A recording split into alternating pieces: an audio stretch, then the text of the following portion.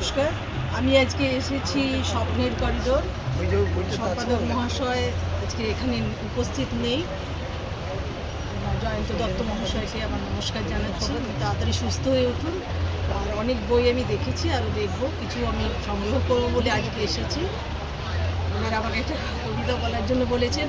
তো আমার মাথায় আসছে যে আমরা তো সব কবিরা যাকে প্রথম কবি হিসাবে গ্রহণ করে নিয়েছি, শ্রদ্ধা জানিয়েছি, তিনি কবিগুরু রবীন্দ্রনাথ ঠাকুর।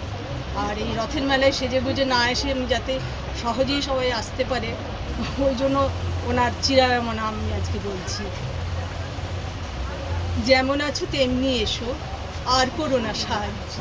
বেনি না হয় এলিয়ে রবে, সিথে না হয় বাঁকা হবে। নাই বা হলো পত্র লেখায় সকল কারুকাজ। কাঁচলে যদি শিথিল থাকে, নাইকো তাহে লাজ। যেমন আছো তেমনি এসো, আর করো না সাজ। এসো দ্রুত চরণ দুটি তৃণের ওপরে ফেলে। ভয় করো না অলক্ত রাগ, মুছে যদি মুছিয়া যাক। নূপুর যদি খুলে পড়ে, না হয় রেখে এলে। খেদ করো না মালা হতে মুক্তা খসে গেলে। এসো দ্রুত চরণ দুটি তৃণের পরে ফেলে। হ্যারো গো ওই আধার হলো আকাশ ঢাকে মেঘে। ওপার হতে দলে দলে বকের শ্রেণী উড়ে চলে।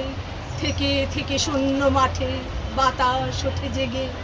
ওই রে গ্রামের গোষ্ঠ মুখে ধেনুরা ধায় বেগে। হ্যারো গো ওই আধার হলো আকাশ ঢাকে মেঘে।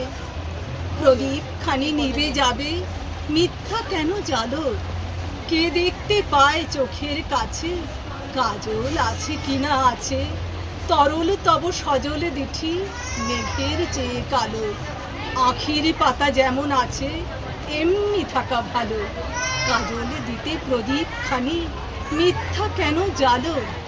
এসো হেসে সহজ বেশে, আর করো না সাজ। গাথা যদি না হয় মালা, ক্ষতি তাহে নাই গোবালা। ভূষণে যদি না হয় সারা, ভূষণে নাই কাজ।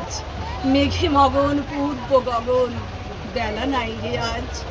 এসো হেসে সহজ বেশে, নাই বা হলো সাজ। বাহ, খুব সুন্দর।